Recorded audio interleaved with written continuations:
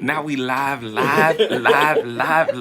Y'all, we've been doing all the recapping, all the cliff noting, and the executive summarizing, but y'all ain't heard none of that. I was gonna use an edited version of the trick that y'all ain't heard now. Bless the Lord.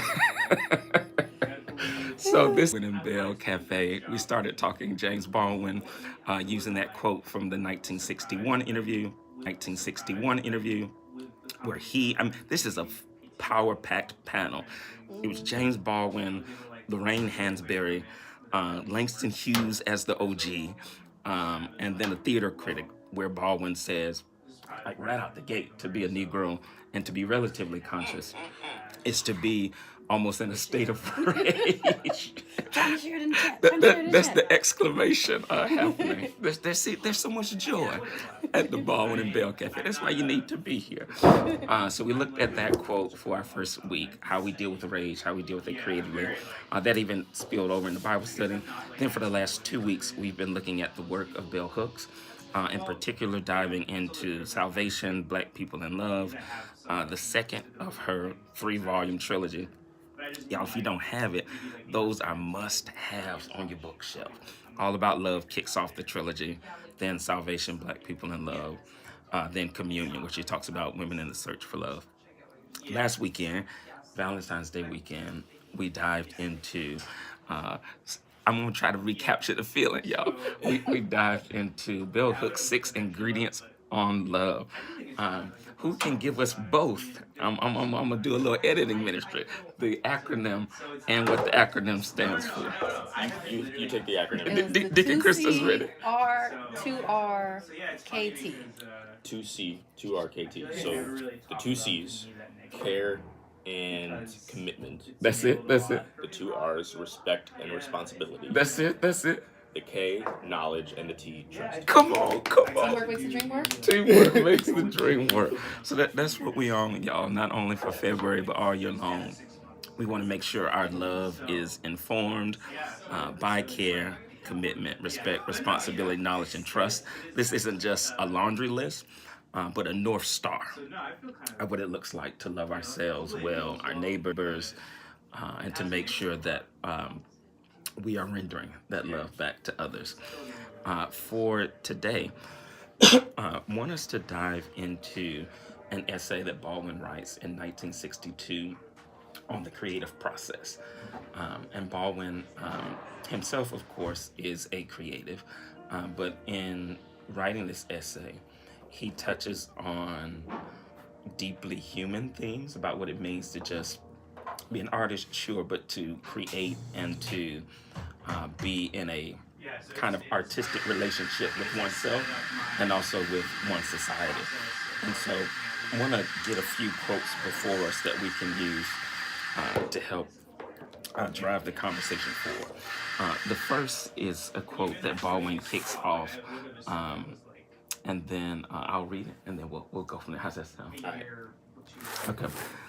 He says that the artist is enjoined to conquer the great wilderness of oneself, that the precise role of the artist is to illuminate the darkness, to blaze or to kind of cut roads through that vast forest, so that we will not in all our doing lose sight of its purpose, which is after all to make the world a more human dwelling place. So the thesis that Baldwin's getting on the table here, I'll pass the book ministry down. He's arguing that art is not only about what happens in society, but it's also about what happens internal to the great wilderness that's within ourselves. And then he says what happens in both society and within the self to kind of cut down the wilderness and chart all these roads is to make the world a more human dwelling place. So he's arguing that art has a kind of social purpose. The question on the table is, do we agree with this? Does all art have a social purpose? And I want to take off the table in order to be provocative, both and.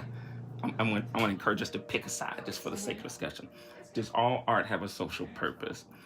Or do we think to the contrary that, art for art's own sake, just to have something be beautiful, it may not necessarily have a end game in mind of justice, of equity, But maybe one might argue that beauty has its own work in the world. So we'd love to hear thoughts.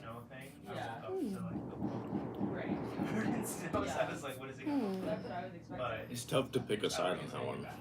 Yeah.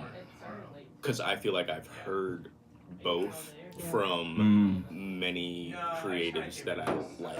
Yeah. You know, I don't remember who said what off the top of my head, but there are, for example, authors who go under pseudonyms and don't reveal themselves.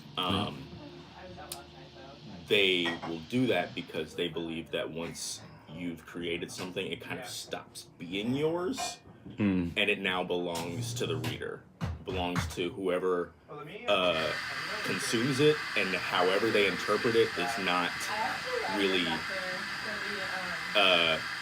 It is your responsibility, kind of, but like it's not something you have to